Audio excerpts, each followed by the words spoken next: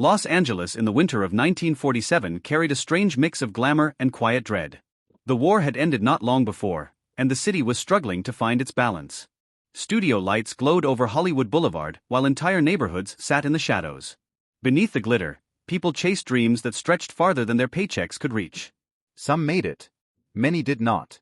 On the morning of January 15th, a discovery on a vacant lot near South Norton Avenue pushed the city into one of the darkest episodes in American crime history. A woman walking with her young daughter stopped at the sight of something pale on the ground. At first she thought it was a discarded mannequin. When she stepped closer, she realized it was the body of a young woman placed in the grass with chilling precision. Her name was Elizabeth Short. She later became known to the public as the Black Dahlia. The life of Elizabeth Short Elizabeth was born in Massachusetts in 1924. She grew up in a household that carried its own troubles. Her father abandoned the family during the Depression. Her mother struggled to hold things together, and Elizabeth spent part of her childhood in and out of doctor's care due to respiratory problems. She eventually found escape in movies and imagined a life beyond her hometown. In her late teens, she drifted between states, living with relatives and forming friendships that never quite lasted. Her dream was simple. She wanted a place in Hollywood. She wanted to act. She wanted to be seen. Like many young women drawn to the city, she carried glamour in her mind and heart, though the opportunities that came her way were small and unsteady. Friends described her as warm and hopeful. Others said she lived on the edge of hardship. She worked in restaurants. She ran errands. She spent time with men who admired her beauty and her quiet charm.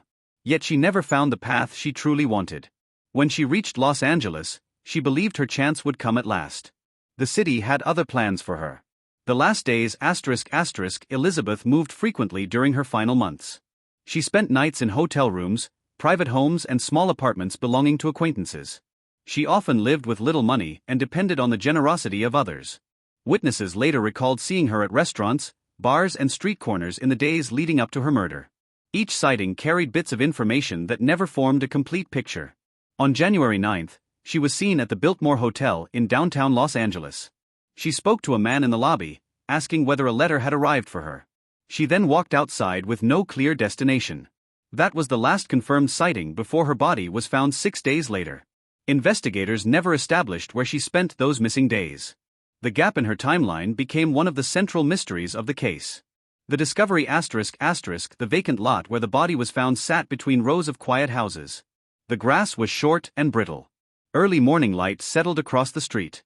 The woman who found her ran to the nearest home and called the police. Officers arrived within minutes. They found Elizabeth's body laid out in 2 sections with an eerie level of control. The killer had washed her, cut her with surgical precision and positioned her as if she were part of a staged photograph. There were no signs of blood at the scene. Her body had been moved from another location. Reporters arrived before the crime lab finished their work. Newspapers in Los Angeles rushed to publish the story. Headlines grew more sensational each hour. The press invented the name Black Dahlia, blending the title of a popular film with Elizabeth's dark hair and striking appearance. This was the moment the case grew beyond police work and entered public imagination.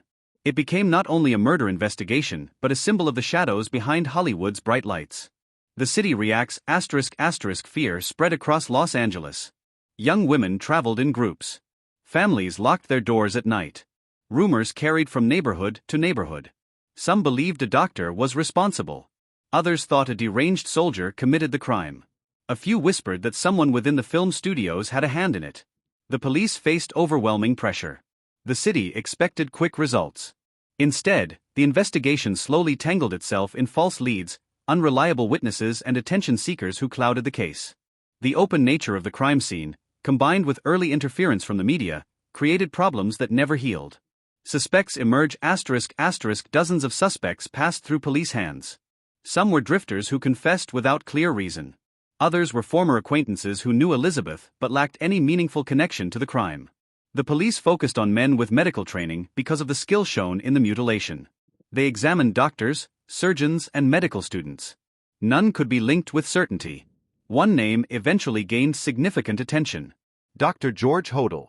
He was a wealthy physician who lived in a distinctive Mayan-style home known as the Soden House. His reputation in the city carried both admiration and suspicion. Stories of his private life included troubling accounts of his behavior toward women. Years later, Recordings made inside his own home revealed him discussing violence in unsettling detail. He denied all wrongdoing, and no charges were ever brought against him. Another suspect was Mark Hansen, a nightclub owner who knew Elizabeth. She had stayed in one of his guest rooms briefly. He claimed he tried to help her when he could. The police examined him closely, yet nothing solid came from it.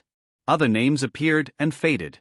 Each carried a thread of possibility but never enough to weave into a full answer. Letters from the killer ***. A few days after the discovery, the Los Angeles Examiner received a letter assembled from magazine clippings. It promised new details. More envelopes arrived containing some of Elizabeth's belongings, including her birth certificate, photographs, and business cards.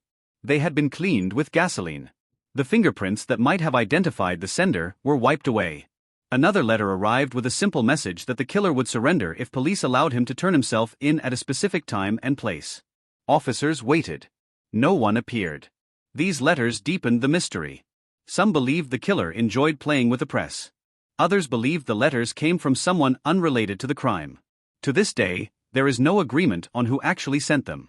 The investigation stalls ***. As months passed, the police found themselves trapped. Witness accounts contradicted one another. Evidence led to dead ends. Public interest began to fade as newer stories rose in the newspapers. Detectives who worked the case later admitted the investigation suffered from confusion, lost information, and the overwhelming pressure placed on them. In many ways, the Black Dahlia case reflected the problems of the era. Police work lacked the scientific tools available today. Crime scenes were easily contaminated. Forensics was limited. The case became too large and noisy for investigators to handle effectively. Elizabeth's murder slowly transformed into a story people told more than a crime they solved. Hollywood's role ***. The connection between Elizabeth and Hollywood grew stronger as time passed. She dreamed of acting and spent evenings in places where producers, actors, and writers gathered. Although she never found stable work, her presence in that world was enough for reporters to shape a narrative that merged glamour with horror. Some believed she crossed paths with people who used their positions to exploit young women. Others believed she became caught in conflicts she could never escape.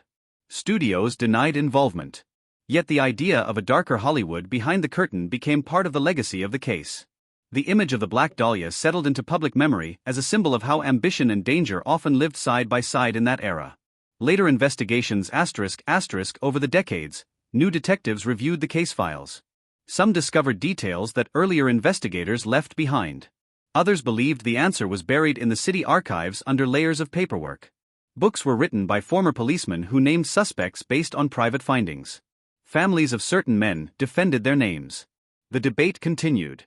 In the late 20th century, renewed attention fell on Dr. George Hodel when his own son, a former detective, accused him of being the killer. He cited photos and personal records as proof. He also pointed to the strange architecture of the Soden house, claiming it resembled the place where Elizabeth might have been killed. His theory attracted followers, though many experts disagreed. The case remained open in spirit but cold in law. The enduring mystery ***. Elizabeth's short story has survived far longer than anyone in 1947 could have imagined. Her life, though marked by struggle, held a fragile hope that countless young people bring to Hollywood. Her death, marked by brutality and mystery, revealed the harsh truth that some stories never reach their end. The Black Dahlia case continues to haunt historians, investigators, and storytellers.